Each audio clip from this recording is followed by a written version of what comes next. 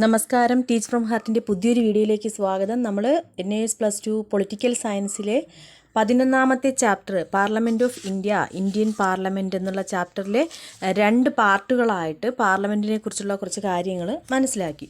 അപ്പോൾ ഇത് പാർട്ട് 3 വീഡിയോയാണ്. പാർട്ട് 1ഉം 2ഉം കണ്ടതിന് ശേഷം മാത്രം നിങ്ങൾ ഈ 3ാമത്തെ പാർട്ട് വീഡിയോ അല്ലെങ്കിൽ ഈ ക്ലാസ്സിലേക്ക് വരിക. അപ്പോൾ ഇന്നത്തെ ക്ലാസ്സിൽ നമ്മൾ പഠിക്കാനായിട്ടുള്ളത് 3 ക്വസ്റ്റ്യൻസാണ് ഉൾപ്പെടുത്തിയിരിക്കുന്നത്. അതായത് നമ്മൾ എന്താണ് ധനബില്ല് എന്ന് കഴിഞ്ഞ ക്ലാസ്സിൽ പഠിച്ചു. അപ്പോൾ അതിനെ ഒന്ന് കുറച്ചുകൂടി വിശദമായിട്ട് പറയുന്നതാണ്. What do you mean by money bill? ധനബില്ല് എന്നതുകൊണ്ട് എന്താണ് അർത്ഥമാക്കുന്നത്? അപ്പോൾ സാമ്പത്തിക പ്രമേയങ്ങളെക്കുറിച്ചുള്ള ബില്ലുകളെയാണ് നമ്മൾ എന്തെന്ന് പറയുന്നത്? ധനബില്ലുകളെന്ന് പറയുന്നത്. ധനകാര്യ ബില്ലുകൾ ലോക്സഭയിൽ മാത്രമേ അവതരിപ്പിക്കുവാൻ പാടുള്ളൂ. ധനബില്ലിൻ്റെ നടപടിക്രമങ്ങൾ വ്യത്യസ്തവുമാണ്. ലോക്സഭയിൽ മാത്രമേ അവതരിപ്പിക്കാൻ പാടുള്ളൂ എന്ന് പറഞ്ഞിട്ടു. അപ്പോൾ ഈ ധനബില്ല് ലോക്സഭ പാസ്സാക്കിയതിന് ശേഷം രാജ്യസഭയുടെ നിർദ്ദേശങ്ങൾക്കായിട്ട് കൈമാറും. അപ്പോൾ ഒന്നുകൂടെ പറഞ്ഞുതരാം. നമ്മൾ ധനബില്ല് എന്നതുകൊണ്ട് ഉദ്ദേശിക്കുന്നത് സാമ്പത്തിക പ്രമേയങ്ങളെക്കുറിച്ചുള്ള ബില്ലുകളാണ്. ഇത് ലോക്സഭയിൽ മാത്രമേ അവതരിപ്പിക്കാൻ സാധിക്കുകയുള്ളൂ. ലോക്സഭ പാസ്സാക്കിയതിന് ശേഷം ബില്ല് രാജ്യസഭയുടെ നിർദ്ദേശങ്ങൾക്കായിട്ട് കൈമാറുന്നു. എന്തൊക്കെയാണെന്ന് നമുക്ക് നോക്കാം. അതായത് രാജ്യസഭയ്ക്ക് ധനബില്ലിനെ അംഗീകരിക്കുകയോ മാറ്റങ്ങൾ നിർദ്ദേശിക്കുകയോ ചെയ്യാം. എന്നാൽ ധനബില്ലിൽ ഭേദഗതി വരുത്താനോ അതിനെ നിരാകരിക്കുവാനോ രാജ്യസഭയ്ക്ക് അധികാരം ഉണ്ടായിരിക്കുന്നതല്ല. മനസ്സിലായല്ലോ? അപ്പോൾ രാജ്യസഭയ്ക്ക് ധനബില്ലിനെ വേണമെങ്കിൽ അംഗീകരിക്കാം, അല്ലെങ്കിൽ അതിലെന്തെങ്കിലും മാറ്റങ്ങൾ നിർദ്ദേശിക്കാം. പക്ഷേ ധനബില്ലിൽ ഭേദഗതി വരുത്താനോ അതിനെ നിരാകരിക്കാനോ അധികാരം രാജ്യസഭയ്ക്ക് ഇല്ല. രണ്ടാമത്തെ പോയിന്റ്, ബില്ല് ലഭിച്ച് 14 ദിവസങ്ങൾക്കകം നിർദ്ദേശങ്ങൾ സഹിതം ലോക്സഭയിലേക്ക് തിരിച്ചയക്കണം. ലോക്സഭയ്ക്ക് രാജ്യസഭയുടെ നിർദ്ദേശങ്ങൾ വേണമെങ്കിൽ സ്വീകരിക്കാം, അല്ലെങ്കിൽ തള്ളിക്കളയുകയോ ചെയ്യാവുന്നതാണ്. അങ്ങനെ 14 ദിവസങ്ങൾക്കുള്ളിലാണ് എന്ത് ചെയ്യാനുള്ളത്? ലോക്സഭയിലേക്ക് ഈ നിർദ്ദേശങ്ങൾ സഹിതം ബില്ല് തിരിച്ചയക്കാനുള്ളത്. വേണമെങ്കിൽ ഒന്നുകിൽ എന്ത് ചെയ്യാം, ഈ ബില്ല് രാജ്യസഭയുടെ നിർദ്ദേശങ്ങൾ ലോക്സഭ ഈ ബില്ലിൻ്റെ നിർദ്ദേശങ്ങൾ സ്വീകരിക്കുകയോ തള്ളിക്കളയുകയോ ചെയ്യാവുന്നതാണ്. മൂന്നാമത്തെ പോയിന്റ്, ഒരു ധനബില്ല് 14 ദിവസങ്ങൾക്കകം രാജ്യസഭ തിരിച്ചു നൽകുന്നില്ല എന്ന് വിചാരിക്കുക. അങ്ങനെയാണെങ്കിൽ ആ 14 ദിവസം തീരുന്ന അന്നു മുതൽ 2 സഭകളും അത് പാസ്സാക്കിയതായി പരിഗണിക്കുന്നതാണ്. അപ്പോൾ ഈ രാജ്യസഭ തിരിച്ച് നൽകിയില്ലെങ്കിൽ, ആ ധനബില്ല് തിരിച്ച് നൽകിയില്ലെങ്കിൽ ആ 14 ദിവസം തീരുന്ന ദിവസം മുതൽ 2 സഭകളും ആ ബില്ല് പാസ്സാക്കിയതായിട്ട് പരിഗണിക്കും. നാലാമത്തെ പോയിന്റ് എന്താണ്? ധനബില്ലിന് രാജ്യസഭയുടെ അംഗീകാരം എന്നത് ഫലത്തിൽ വെറും ഒരു ആചാര നടപടിക്രമമാണ്. മനസ്സിലായാലും? ധനബില്ലിന് രാജ്യസഭയുടെ അംഗീകാരം യഥാർത്ഥത്തിൽ ആവശ്യമില്ല. അത് വെറുതെ ഒരു ആചാരം പോലെ ഇങ്ങനെ ചെയ്യുന്നതാണ്. Next question, A bill when passed in Indian Parliament becomes a law. What do you understand by a bill? എന്താണ് ഇന്ത്യൻ പാർലമെൻറ്റിൽ അവതരിപ്പിക്കുന്ന ഒരു ബില്ല് പാസ്സാക്കിയാൽ നിയമമാകുമെന്ന് നമ്മൾ പറഞ്ഞു. അപ്പോൾ എന്താണ് ഒരു ബില്ല് എന്നതുകൊണ്ട് അർത്ഥമാക്കുന്നത്? പാർലമെൻറ്റിൽ അവതരിപ്പിക്കാൻ നിർദ്ദേശിക്കുന്ന നിയമത്തിൻ്റെ കരട് രൂപത്തെയാണ് നമ്മൾ ബില്ല് എന്ന് പറയുന്നത്. മനസ്സിലായല്ലോ? പാർലമെൻറ്റിൽ അവതരിപ്പിക്കാൻ ഉദ്ദേശിക്കുന്ന അല്ലെങ്കിൽ അവതരിപ്പിക്കാൻ വേണ്ടി നിർദ്ദേശിക്കുന്ന നിയമത്തിൻ്റെ കരട് രൂപം, അതാണ് ബില്ല്. ഈ കരട് രൂപം പാർലമെൻറ്റ് അംഗീകരിച്ചാൽ എന്തായി മാറുന്നു? നിയമമായിട്ട് മാറും. ബില്ല് നിയമമായി മാറും. ഈ കരട് നിയമം മാറ്റണമെങ്കിൽ രാഷ്ട്രപതിയുടെ അംഗീകാരം കൂടി ആവശ്യമാണ്. അപ്പോൾ ബില്ല് എന്താണെന്ന് മനസ്സിലാക്കി വയ്ക്കുക. പാർലമെൻറ്റിൽ അവതരിപ്പിക്കാൻ നിർദ്ദേശിക്കുന്ന നിയമത്തിൻ്റെ കരട് രൂപത്തെയാണ് നമ്മൾ ബില്ലെന്ന് പറയുന്നത്. ഇത് പാർലമെൻറ്റ് അംഗീകരിച്ചാൽ നിയമമായിട്ട് മാറും. ഇത് നിയമമായി മാറണമെങ്കിൽ രാഷ്ട്രപതിയുടെ അംഗീകാരം കൂടി ആവശ്യമാണ്. ഓക്കെ, നെക്സ്റ്റ് ക്വസ്റ്റ്യൻ പ്രധാനപ്പെട്ടൊരു ക്വസ്റ്റ്യനാണ്. There are several procedures for a bill presented in parliament to become a law. Explain the procedures. പാർലമെൻറ്റിൽ അവതരിപ്പിക്കുന്ന ഒരു ബില്ല് നിയമമാകുന്നതിൽ പല നടപടിക്രമങ്ങളുണ്ട്. ആ നടപടിക്രമങ്ങൾ ഏതെല്ലാമാണെന്ന് വിവരിക്കുക.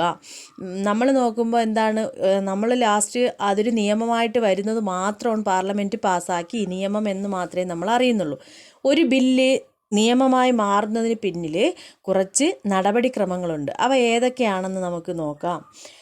ഇന്ത്യയിലെ നിയമനിർമ്മാണ പ്രക്രിയ, അതായത് ലെജിസ്ലേറ്റീവ് പ്രൊസീജിയർ ഇൻ ഇന്ത്യ, പാർലമെൻറ്റിൽ ബില്ലുകൾ പാസ്സാക്കുന്നത് സംബന്ധിച്ച വ്യവസ്ഥകളാണ് ഭരണഘടനയുടെ 107 മുതൽ 122 വരെയുള്ള ആർട്ടിക്കിളുകളുടെ ഉള്ളടക്കം. അപ്പോൾ അതനുസരിച്ച് എന്ത് ചെയ്യുന്നു, ഓരോ ബില്ലും 2 സഭകളിലും 3 വായനകളിലൂടെ, ഓർത്തു വെച്ചോളണം എത്ര വായനയാണ്, 3 വായനകളിലൂടെ 5 ഘട്ടങ്ങളിലൂടെയാണ് കടന്നു പോകുന്നത്. അപ്പോൾ എന്തെല്ലാമാണ് ആ പ്രക്രിയകളെന്ന് നമുക്ക് നോക്കാം. ഒന്നുകൂടി പറഞ്ഞുതരാം. പാർലമെൻറ്റിൽ ബില്ലുകൾ പാസ്സാക്കുന്നത് സംബന്ധിച്ച് വ്യവസ്ഥകളാണ് ഏതിൽ പറയുന്നത്, ഭരണഘടനയുടെ 107 മുതൽ 122 വരെയുള്ള ആർട്ടിക്കിളുകളിൽ അതിൻ്റെ ഉള്ളടക്കം. അപ്പോൾ അതനുസരിച്ചാണെങ്കിൽ ഓരോ ബില്ലും 2 സഭകളിലും എത്ര വായനയിലൂടെ കടന്നു പോകുന്നു, 3 വായനകളിലൂടെ കടന്നു പോകുന്നു. അതോടൊപ്പം തന്നെ 3 വായന ഉൾപ്പെടെ 5 ഘട്ടങ്ങളിലൂടെയാണ് ഒരു ബില്ല് നിയമമായി മാറുന്നത്. മനസ്സിലായല്ലോ? എന്തൊക്കെയാണെന്ന് നമുക്ക് നോക്കാം. ഫസ്റ്റ് റീഡിംഗ് അല്ലെങ്കിൽ 1-ാം വായന, അല്ലെങ്കിൽ രണ്ടാമത്തേത് സെക്കൻഡ് റീഡിംഗ് അല്ലെങ്കിൽ 2-ാം വായന, മൂന്നാമത്തെ ഘട്ടം കമ്മിറ്റി സ്റ്റേജ് അല്ലെങ്കിൽ കമ്മിറ്റി ഘട്ടം, 4-ാമത്തേത് റിപ്പോർട്ട് സ്റ്റേജ് അല്ലെങ്കിൽ റിപ്പോർട്ട് ഘട്ടം, 5-ാമത്തേത് 3-ാം വായന തേർഡ് റീഡിംഗ്. അപ്പോൾ മനസ്സിലായാലും ഇതാണ് 5 ഘട്ടങ്ങൾ. 3 വായന, ആദ്യത്തെ 2 വായന കഴിഞ്ഞിട്ട് പിന്നെ എന്താണ് 2 ഘട്ടങ്ങളിലൂടെ ബില്ല് കടന്നു പോകുന്നു, ലാസ്റ്റ് 3-ാം വായന. അപ്പോൾ മൊത്തത്തിൽ 5 ഘട്ടം. മനസ്സിലായല്ലോ? 1-ാം വായന നമുക്ക് നോക്കാം. 1-ാം വായന എന്നറിയപ്പെടുന്ന ബില്ലിൻ്റെ അവതരണമാണ് 1-ാമത്തെ ഘട്ടം. ഫസ്റ്റ് സ്റ്റേജ് 1-ാം വായന. സഭയുടെ അനുമതി വാങ്ങിയ ശേഷം ഒരു വിശദീകരണ പ്രസ്താവനയോടുകൂടി ഏതെങ്കിലും അംഗം എന്ത് ചെയ്യുന്നു, ബില്ല് അവതരിപ്പിക്കുന്നു. മനസ്സിലായല്ലോ? സഭയുടെ അനുമതി വാങ്ങിയ ശേഷം എന്ത് ചെയ്യുന്നു, അതിനെക്കുറിച്ചൊരു വിശദീകരണ പ്രസ്താവന നടത്തിക്കൊണ്ട് ഏതെങ്കിലും ഒരു അംഗം ബില്ല് അവതരിപ്പിക്കുന്നു. 3-ാമത്തെ പോയിന്റ്, ബില്ല് എതിർപ്പ് നേരിടുകയാണെങ്കിൽ അവതരിപ്പിച്ച അംഗത്തിനും എതിർക്കുന്ന അംഗത്തിനും അവരവരുടെ നിലപാട് വിശദീകരിക്കുന്നതിന് സഭ അവസരം നൽകുന്നു. മനസ്സിലായി? അപ്പോൾ അവതരിപ്പിക്കുന്ന ആളിന് എന്തെങ്കിലും എതിർപ്പ് എപ്പോഴും ഉണ്ടാവാൻ സാധ്യതയുണ്ടല്ലോ ഒരു ബില്ലൊക്കെ അവതരിപ്പിക്കുമ്പോൾ. അങ്ങനെ വരുമ്പോൾ അവതരിപ്പിക്കുന്ന അംഗത്തിനും എതിർക്കുന്ന അംഗം ആരാണോ, അപ്പോൾ വെറുതെ അങ്ങ് എതിർക്കാൻ പറ്റത്തില്ലല്ലേ. അപ്പോൾ അതിന് കാരണസഹിതം എന്ത് ചെയ്യണം, വിശദീകരിക്കേണ്ടത്, അത് വിശദീകരിക്കാനുള്ള അവസരം സഭ നൽകുന്നു. അടുത്ത പോയിന്റ് എന്താണ്, ഭൂരിപക്ഷം അംഗങ്ങൾ ബില്ലിന് അനുകൂലമായി വോട്ട് ചെയ്യുകയാണെങ്കിൽ അത് ഇന്ത്യ ഗവൺമെൻറ് ഗസറ്റിൽ പ്രസിദ്ധീകരിക്കുന്നു. ഭൂരിപക്ഷം ഉണ്ടെങ്കിൽ ഇന്ത്യ ഗസറ്റിൽ അത് പ്രസിദ്ധീകരിക്കുന്നു. അടുത്ത പോയിന്റ്, അങ്ങേയറ്റം വിവാദം കലർന്നതാണെങ്കിൽ 1-ാം വായനയിൽ ചർച്ച ആവശ്യമില്ലെന്ന കീഴ്വഴക്കവും നിലവിലുണ്ട്. മനസ്സിലായല്ലോ? അപ്പോൾ ഒരുപാട് വിവാദങ്ങൾ കലർന്നതാണെങ്കിൽ 1-ാം വായനയിൽ എന്ത് വേണ്ട, ചർച്ച ആവശ്യമില്ല എന്നൊരു കീഴ്വഴക്കം കൂടി നിലവിലുണ്ട്. ഇതാണ് 1-ാം വായന, ഫസ്റ്റ് റീഡിംഗ്. 2-ാമത്തെ ഘട്ടം 2-ാം വായന അല്ലെങ്കിൽ സെക്കൻഡ് റീഡിംഗ്. അതിലെന്താണ് പറയുന്നത്, ബില്ലിൻ്റെ 2-ാമത്തെ ഘട്ടമാണ് 2-ാം വായന. ഈ ഘട്ടത്തിൽ ബില്ലിൻ്റെ അടിസ്ഥാന തത്വങ്ങൾ അവിടെ ചർച്ച ചെയ്യപ്പെടുന്നു. പിന്നെന്താണ്, ബില്ല് അടിയന്തരമായി പരിഗണിക്കണമെന്ന് ഇത് അവതരിപ്പിക്കുന്ന ആൾ അഭ്യർത്ഥിക്കുന്നു. പിന്നെ അല്ലാത്ത പക്ഷം ഒരു സെലക്ട് കമ്മിറ്റിക്കോ 2 സഭയിലെയും സംയുക്ത സെലക്ട് കമ്മിറ്റിക്കോ പരിഗണനയ്ക്കായിട്ട് അയക്കുന്നതിന് ആവശ്യപ്പെടുകയും ചെയ്യാം. അപ്പോൾ ബില്ലിൻ്റെ 2-ാം ഘട്ടമാണ് 2-ാം വായന. ഈ ഘട്ടത്തിൽ ബില്ലിൻ്റെ അടിസ്ഥാന തത്വങ്ങളോടെ ചർച്ച ചെയ്യുന്നു. ബില്ല് അടിയന്തരമായി പരിഗണിക്കണമെന്ന് ഇത് അവതരിപ്പിക്കുന്ന ആൾ അഭ്യർത്ഥിക്കുന്നു. അപ്പോൾ അങ്ങനെ അല്ലാത്ത പക്ഷം ഒരു സെലക്റ്റീവായിട്ടുള്ളൊരു കമ്മിറ്റിക്കോ അല്ലെങ്കിൽ 2 സഭകളിലെയും സംയുക്ത സെലക്ട് കമ്മിറ്റിക്കോ പരിഗണിക്കാനായിട്ട്, അവരുടെ പരിഗണനയ്ക്കായിട്ട് അയക്കുന്നതിന് ആവശ്യപ്പെടുകയും ചെയ്യാം. നെക്സ്റ്റ് പോയിന്റ് എന്താണ്, 2-ാം വായനയിൽ പൊതുജന അഭിപ്രായം ആരായുവാൻ ബില്ല് അയക്കണമെന്നും ആവശ്യം ഉയർന്നേക്കാം. പൊതുജനങ്ങളുടെ പബ്ലിക് ഒപ്പീനിയൻ അറിയുന്നതിന് വേണ്ടിയിട്ട് ബില്ല് അയക്കണമെന്നുള്ള ആവശ്യം വരാം.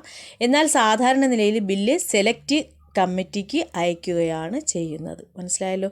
ഇത്രയുമാണ് 2-ാം ഘട്ടത്തിൽ വരുന്നത്, 2-ാം വായന. ഈ 2 വായനകൾക്ക് ശേഷം അടുത്ത് ഒരു കമ്മിറ്റി സ്റ്റേജ് ഉണ്ടായിരിക്കും. അതിന് കമ്മിറ്റി ഘട്ടം എന്ന് പറയും. അപ്പോൾ അതാണ് 3-ാമത്തെ ഘട്ടം.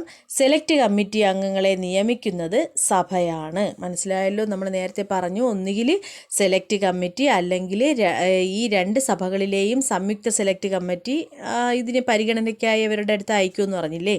അപ്പോൾ ആ സെലക്ട് കമ്മിറ്റി അംഗങ്ങളെ നിയമിക്കുന്നത് സഭ തന്നെയാണ്. കമ്മിറ്റി കൂടുന്ന സ്ഥലം, തീയതി, സമയം എന്നിവ തീരുമാനിക്കുന്നത് കമ്മിറ്റിയുടെ ചെയർമാനായിരിക്കും. ഓക്കെ. സെലക്ട് കമ്മിറ്റിയിൽ പ്രതിപക്ഷ അംഗങ്ങളെയും ഉൾപ്പെടുത്തുന്നു. ബില്ലിലെ വ്യവസ്ഥകൾ ഒറ്റയ്ക്കൊറ്റയ്ക്ക് സൂക്ഷ്മമായി പഠിക്കുന്ന കമ്മിറ്റി അംഗങ്ങൾ സഭയിൽ ചർച്ച ചെയ്യുന്നതിനുള്ള റിപ്പോർട്ട് തയ്യാറാക്കുന്നു. അപ്പോൾ ഈ സെലക്ട് കമ്മിറ്റിയിൽ പ്രതിപക്ഷ അംഗങ്ങളെയും ഉൾപ്പെടുത്തും. അതോടൊപ്പം തന്നെ മറ്റൊരു കാര്യം ചെയ്യുന്നത്, ബില്ലിലെ വ്യവസ്ഥകൾ ഒറ്റയ്ക്കൊറ്റയ്ക്ക് ഇവരെന്ത് ചെയ്യുന്നു, സൂക്ഷ്മമായി പഠിക്കുന്നു. അതിനുശേഷം സഭയിൽ ചർച്ച ചെയ്യുന്നതിനുള്ള റിപ്പോർട്ട് കൂടി തയ്യാറാക്കുന്നു. അതാണ് 2 വായനകൾക്ക് ശേഷമുള്ള കമ്മിറ്റി ഘട്ടം. നെക്സ്റ്റ് 4ാമത്തെ ഘട്ടം എന്ന് പറയുന്നത് റിപ്പോർട്ട് സ്റ്റേജ് അല്ലെങ്കിൽ റിപ്പോർട്ട് ഘട്ടമാണ്. അപ്പോൾ എന്താണ് റിപ്പോർട്ട് സ്റ്റേജ് എന്ന് നമുക്ക് നോക്കാം. ബില്ലിൻ്റെ 4ാമത്തെ ഘട്ടമാണ് റിപ്പോർട്ട് ഘട്ടം അല്ലെങ്കിൽ റിപ്പോർട്ട് സ്റ്റേജ്. റിപ്പോർട്ട് പരിഗണനയ്ക്കെടുക്കുന്നതിന് നിശ്ചയിച്ച ദിവസം റിപ്പോർട്ട് ചർച്ച ചെയ്യണമെന്ന് അവതാരകൻ സഭയോട് ആവശ്യപ്പെടുന്നു. അത് സ്വാഭാവികം അല്ലേ? പരിഗണനയ്ക്ക് എടുക്കുന്നതിന് നിശ്ചയിച്ച ദിവസം ആ റിപ്പോർട്ടിനെ കുറിച്ച് ചർച്ച ചെയ്യണമെന്ന് ആ ബില്ല് അവതരിപ്പിച്ച വ്യക്തി സഭയോട് ആവശ്യപ്പെടും. റിപ്പോർട്ട് ഒരേ അഭിപ്രായം, അതാണ് ഏക അഭിപ്രായത്തിലോ ഭൂരിപക്ഷ അഭിപ്രായത്തിലോ ആയിരിക്കും. ചിലപ്പോൾ എന്തായിരിക്കും, ഭൂരിപക്ഷം ലഭിക്കാം, അല്ലെങ്കിൽ ഏക അഭിപ്രായവും ആകാം. കമ്മിറ്റി റിപ്പോർട്ടിൻ്റെ വെളിച്ചത്തിൽ സഭ ബില്ലിലെ വ്യവസ്ഥകൾ ഓരോന്നും ഒറ്റയ്ക്കൊറ്റയ്ക്കായിട്ട് എന്ത് ചെയ്യും, ചർച്ചയ്ക്ക് എടുക്കുന്നു. അപ്പോൾ ഈ കമ്മിറ്റി റിപ്പോർട്ട് 3ാം ഘട്ടമായ കമ്മിറ്റി റിപ്പോർട്ടിൻ്റെ അടിസ്ഥാനത്തിൽ സഭ എന്ത് ചെയ്യുന്നു, ബില്ലിലെ വ്യവസ്ഥകൾ ഓരോന്നും വളരെ വ്യക്തമായി ഒറ്റയ്ക്കൊറ്റയ്ക്കായിട്ട് ചർച്ചയ്ക്കെടുക്കും. ഈ ചർച്ചയ്ക്ക് ഒട്ടേറെ സമയവും എടുക്കും. പെട്ടെന്ന് ചർച്ച ചെയ്ത് തീരുമാനിക്കുകയല്ല, ഒരുപാട് സമയം എടുത്തിട്ടാണ് 4ാം ഘട്ടത്തിലെ ചർച്ച നടക്കുന്നത്. എന്നിട്ട് ബില്ലിലെ ഓരോ വ്യവസ്ഥയും ഭേദഗതികളടക്കം ചർച്ച ചെയ്ത് വോട്ടിനിടുന്നു. 4ാം ഘട്ടത്തിൽ, റിപ്പോർട്ട് ഘട്ടത്തിലാണ് ബില്ലിലെ ഓരോ വ്യവസ്ഥയും അതിൻ്റെ ഭേദഗതികൾ ഉൾപ്പെടെ ചർച്ച ചെയ്ത് വോട്ടിനായിട്ട് ഇടുന്നത്. ഈ ഘട്ടത്തിലാണ് സാരമായ പല മാറ്റങ്ങളും ബില്ലിന് സംഭവിക്കുന്നു. അതുകൊണ്ട് തന്നെ ബില്ലിൻ്റെ അവതരണത്തിലെ ഏറ്റവും പ്രധാന ഘട്ടമെന്നറിയപ്പെടുന്നത് 4ാം ഘട്ടമാണ്. മനസ്സിലായല്ലോ? അപ്പോൾ സാരമായ പല മാറ്റങ്ങളും ബില്ലിന് സംഭവിക്കുന്നതിന് ഏറ്റവും പ്രധാനപ്പെട്ട ഘട്ടം ഈ 4ാമത്തേതാണ് സംഭവിക്കുന്നു എന്നതുകൊണ്ട് തന്നെ ബില്ലിൻ്റെ അവതരണത്തിലെ ഏറ്റവും പ്രധാന ഘട്ടവും ഇത് തന്നെയാണ്. അപ്പോൾ ഈ 4 ഘട്ടങ്ങൾക്ക് ശേഷം 5ാമത്തെ സ്റ്റേജ് എന്ന് പറയുന്നത് 3ാം വായന. നമ്മൾ പറഞ്ഞില്ലേ, 3 വായനകൾ ഉൾപ്പെടെ 5 ഘട്ടം എന്നാണ് പറഞ്ഞത്.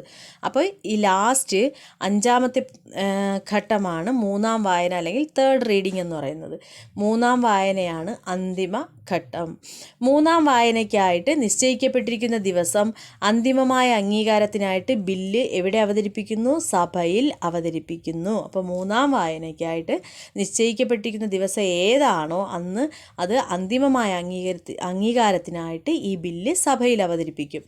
ഇത്രയും പറഞ്ഞ 4 ഘട്ടങ്ങൾക്ക് ശേഷമാണ് ഇങ്ങനെയുള്ള ഇപ്പം പറഞ്ഞ കാര്യങ്ങൾ സംഭവിക്കുന്നത്. കാര്യമായ മാറ്റങ്ങളൊന്നും ഈ ഘട്ടത്തിൽ ബില്ലിൽ വരുത്താറില്ല.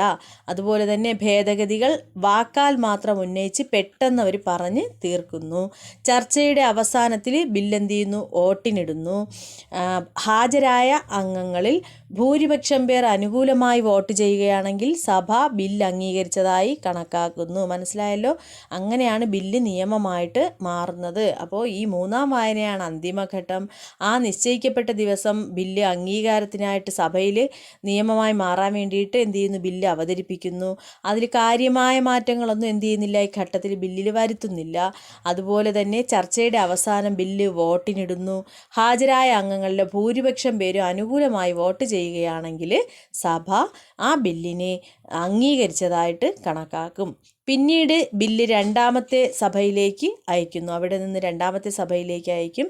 മേൽ സൂചിപ്പിച്ച നടപടിക്രമങ്ങളിലൂടെയാണ് പിന്നീട് ഒരു ബില്ല് നിയമമായിട്ട് മാറുന്നത്. അപ്പോൾ ഇത് നമ്മൾ എക്സാമിന് ചോദിച്ചാലും ഇല്ലെങ്കിലും ഈ കാര്യങ്ങൾ നമ്മൾ അറിഞ്ഞിരിക്കണം അല്ലേ? എങ്ങനെയാണ് ഒരു ബില്ല് നിയമമായിട്ട് മാറുന്നതെന്ന് നമ്മൾ അറിഞ്ഞിരിക്കണം. ഇത്രയുമാണ് 11ാമത്തെ ചാപ്റ്ററിൽ നിന്നുള്ള ഇമ്പോർട്ടൻ്റ് ആയിട്ടുള്ള ക്വസ്റ്റ്യൻസ്. നെക്സ്റ്റ് ക്ലാസ്സിൽ നമ്മൾ 12ാമത്തെ chapter supreme court of India, supreme കോടതി, അതിൽ ആ ചാപ്റ്ററാണ് നമ്മൾ ഡിസ്കസ് ചെയ്യുന്നത്. അപ്പോൾ എല്ലാവരും നന്നായിട്ട് പഠിക്കുക. എക്സാം എടുക്കുമ്പോൾ നമ്മൾ പ്രധാനപ്പെട്ട ക്വസ്റ്റ്യൻസ് കുറേ ഞാൻ നിങ്ങൾക്ക് വർക്കൗട്ട് ചെയ്ത് തരുന്നതാണ്. എന്താണ് നമ്മൾ കഴിയുന്നത് ഓരോ ചാപ്റ്ററായിട്ട് പഠിച്ചു പോകാൻ സമയമുള്ളവർ അങ്ങനെ തന്നെ പഠിക്കണം. അപ്പോൾ മറ്റൊരു വീഡിയോയിലൂടെ വീണ്ടും കാണാം. താങ്ക്